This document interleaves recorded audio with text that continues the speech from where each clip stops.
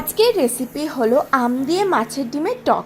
আশা করি মাছের ডিমের টক আপনারা এর আগে খেয়ে থাকবেন, কিন্তু একবার এই পদ্ধতিতে মাছের ডিমের টকটি বানিয়ে দেখুন।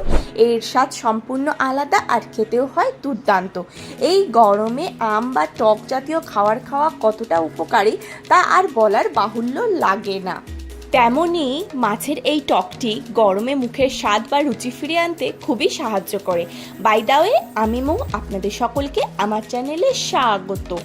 গরমের দিনে এই আমের সিজনে অবশ্যই একবার এই পদ্ধতিতে আম দিয়ে মাছের ডিমের টকটি বানিয়ে খেয়ে দেখুন। এটা বানানোর জন্য আমি প্রথমে কাঁচা আম নিয়েছি। কাঁচা আমটাকে আমি এবার প্রথমে ওপরে ডাঁটি অংশটা কেটে বাদ দিয়ে দিচ্ছি।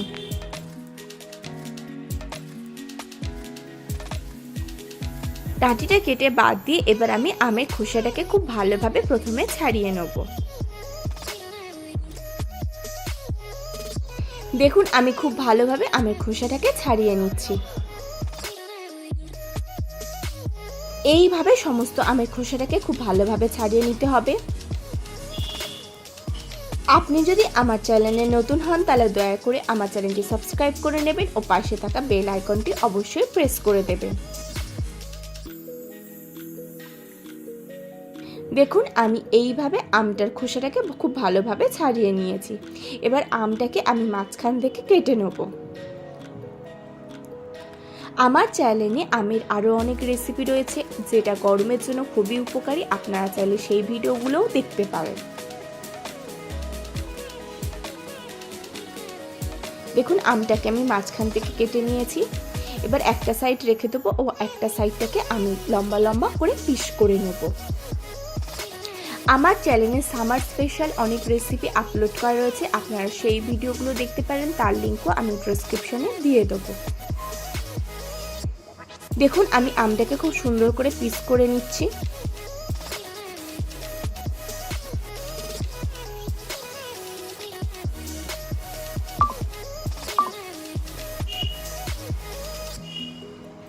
দেখুন, আমি এইভাবে আমটাকে একদম সুন্দরভাবে পিস করে নিয়েছি।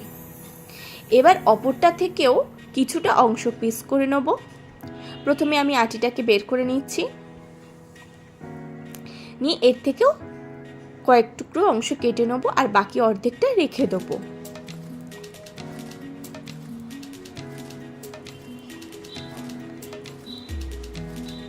দেখুন, এটাকেও আমি অর্ধেক পিস করে নিয়েছি। এবার আমি একটা বাটিতে জল নিয়েছি।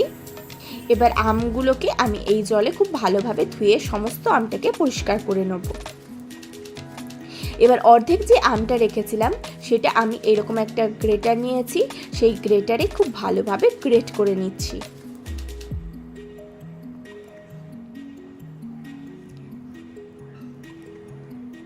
দেখুন, আমি এটাকে খুব সুন্দরভাবে গ্রেট করে নিয়েছি। এবার এটাকে একটা বাটিতে তুলে রেখে দেবো। এবার আমি মাছের ডিমটা নিয়েছি। এই মাছের ডিমটাকে আমি আগে পরিষ্কার করে ভালোভাবে ধুয়ে রেখেছিলাম। এবার এতে দিয়ে দিচ্ছি নুন, দিয়ে দিচ্ছি হলুদ, আর দিয়ে দিচ্ছি সামান্য লঙ্কা, আর সাথে দিয়ে দেবো কিছুটা পরিমাণে সর্ষের তেল। দিয়ে এই সবগুলো উপকরণকে খুব ভালোভাবে এই ডিমের সাথে মেখে নেব। ডিমটাকে আমি খুব ভালোভাবে হাত দিয়ে মেখে একদম স্ম্যাশ করে নিচ্ছি। আপনারা এই গরমে আমের সিজনে অবশ্যই একবার এই আম দিয়ে মাছের ডিমের টকটি বানান। এটা দুর্দান্ত স্বাদের হয়, ছোট থেকে বড় সকলে খুব আনন্দ সহকারে খাবে। এবার গ্যাসে কড়া নিয়েছি, তাতে আমি সর্ষের তেল দিয়ে দিয়েছি। তেল গরম হয়ে যাওয়া পর্যন্ত অপেক্ষা করব। তেল গরম হয়ে গেলে এতে দিয়ে দেবো দুটো শুকনো লঙ্কা, দিয়ে দেবো দুটো কাঁচা লঙ্কা, আর সাথে দিয়ে দেবো 5 ফোড়ন। দিয়ে এগুলোকে খুব সুন্দর করে ভেজে নেবো যতক্ষণ না এর থেকে একটা সুন্দর অ্যারোমা আসছে। এর থেকে সুন্দর অ্যারোমা আসলে এতে কেটে রাখা আমগুলো দিয়ে দেবো। আমগুলো দিয়ে আমগুলোকেও নেড়ে চেড়ে খুব ভালো করে ভেজে নেব। গরমের দিনে ভাতের পাতে যদি শেষ পাতে এই মাছের ডিমের টকটি থাকে তাহলে সকলে এক নিমেষে এক থালা ভাত শেষ করে নেবে। দেখুন এইভাবে আমটাকে খুব ভালোভাবে নেড়ে চেড়ে নিয়েছি। এবার গ্রেট করে রাখা আমটা এতে দিয়ে দেবো। এই গ্রেট করে রাখা আমটা আপনারা যেরকম টক খাবেন সেই অনুপাতে দেবেন। আপনারা যদি আরেকটু বেশি টক খেতে পছন্দ করেন তাহলে এই যে গোটা আম সেটাও ভাত পাতে মেখে খেতে পারেন। এবার এতে আমি দিয়ে দিলাম প্রয়োজন মতো নুন দিয়েও এটাকে খুব ভালোভাবে নেড়ে চেড়ে কষিয়ে নিচ্ছি। এবার এতে দিয়ে দেবো হলুদ গুঁড়ো, দিয়ে দেবো লঙ্কা গুঁড়ো। হলুদ গুঁড়ো ও লঙ্কা গুঁড়ো দিয়ে এটাকে এর সাথে খুব ভালোভাবে নেড়ে চেড়ে কষিয়ে নেব।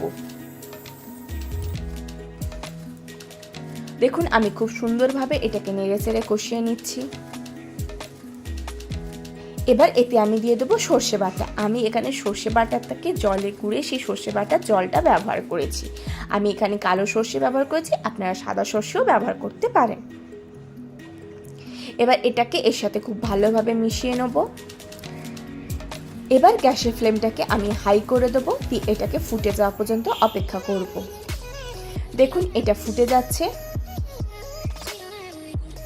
এটা যখন সম্পূর্ণ ফুটে যাবে তখন খুন্তি দিয়ে নাড়িয়ে চাড়িয়ে নেবো, দিয়ে গ্যাসের ফ্লেমটাকে স্লো করে এটাকে 5-10 মিনিট হতে দেবো।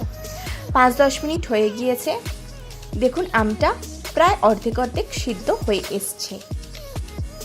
এবার এই সময় আমরা যে ডিমটাকে রেডি করে রেখেছিলাম সেইটা দিয়ে দেবো। এই সময় আমি গ্যাসের ফ্লেমটাকে মিডিয়াম হাই করে দেবো, দিয়ে ডিমটাকে এটাতে দিয়ে দেবো। দেখুন আমি ডিমটা এতে দিয়ে দিচ্ছি। ডিমটা এই কড়াই দেওয়া মাত্রই সঙ্গে সঙ্গে খুন্তি দিয়ে খুব ভালোভাবে নাড়াতে থাকতে হবে। প্রসঙ্গত বলে রাখি এই সময় গ্যাসের ফ্লেম মিডিয়াম টু হাই থাকবে। দেখুন খুব ভালোভাবে আমি ডিমটাকে এই গ্রেভির সাথে মিশিয়ে নিয়েছি। এবার এটাকে আমাদের কন্টিনিউয়াসলি খুন্তিটাকে নাড়াতে হবে। এই সময় গ্যাসের ফ্লেমটাকে আমি আবার লো টু মিডিয়াম করে দেবো, দিয়ে এটাকে আমি কন্টিনিউয়াসলি নাড়াতে থাকছি।